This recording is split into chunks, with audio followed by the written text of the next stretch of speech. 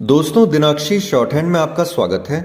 अगर आप चैनल पर नए हैं तो चैनल को सब्सक्राइब करें और बेल आइकन जरूर दबाएं। इस डिक्टेशन की एडवांस आउटलाइंस और वाक्यांश आप हमारे पेड बैच से प्राप्त कर सकते हैं। हमारे पेड बैच में आपको प्रतिदिन सभी डिक्टेशंस की एडवांस आउटलाइंस और वाक्यांश दिए जाते हैं।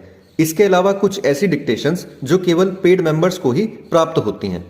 हमारे पेड बैच के बारे में संपूर्ण जानकारी प्राप्त करने के लिए और हमारे बैच को ज्वाइन करने के लिए आप डिस्क्रिप्शन बॉक्स में दिए गए मोबाइल नंबर पर व्हाट्सएप कर सकते हैं।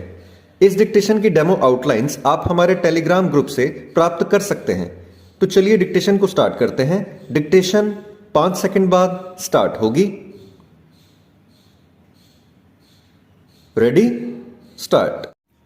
जलता हुआ दिया शुभ का प्रतीक है, वहीं जब कभी जलता हुआ कोई दिया बुझ जाता है तो उसे अशुभ का संकेत माना जाता है और मन भयग्रस्त हो जाता है।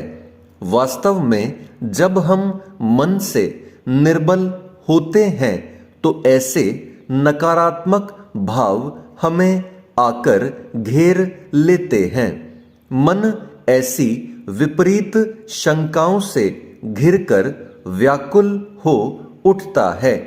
हम पर नकारात्मकता हावी होने लगती है। उस समय व्यक्ति किंग कर्तव्य विमूढ़ हो जाता है। ऐसी परिस्थिति से उबरने के लिए हमें अपने घर का दिया बनना होगा, यानी देना होगा। क्या देना होगा? प्रेम देना होगा, क्षमा देनी होगी, सहायता देनी होगी।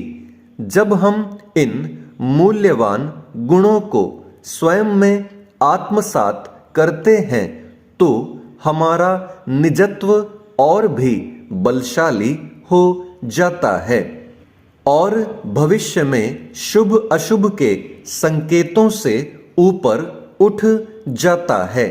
फिर तो नई ऊर्जा के साथ हमारा शरीर गतिमान हो जाता है। जब हम सकारात्मकता को हृदय में स्थान देते हैं, क्षमा भाव, दया भाव रखते हैं तो सतयुग की राह पर अग्रसर होते हैं। कलयुग के बाद पुनः सतयुग ही आएगा और वह तभी संभव होगा जब आत्मा के शुद्धिकरण का जिम्मा हम स्वयं अपने ऊपर ले लें। इसके लिए साधना में रत रहना होगा।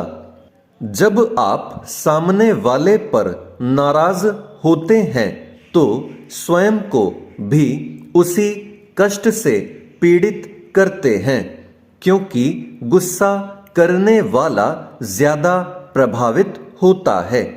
जिस पर आप गुस्सा कर रहे हैं यह उस पर निर्भर करता है कि वह उसे ग्रहण करे या ना करे। ऐसी स्थिति में आप अपने पैरों पर कुल्हाड़ी मार लेते हैं। अतः आप नित्य ही मन में सकारात्मक विचारों का उच्चारण करें कि आज मैं फला फला कार्य करके सबको खुश करूंगा। जो दूसरों की खुशी की परवाह करता है वह ईश्वर की सबसे अनमोल कृति का दर्जा प्राप्त करता है। वह स्वयं के लिए अपने आप ही सागर से मोती चुन लेने के बराबर कार्य में सिद्धि हासिल कर लेता है।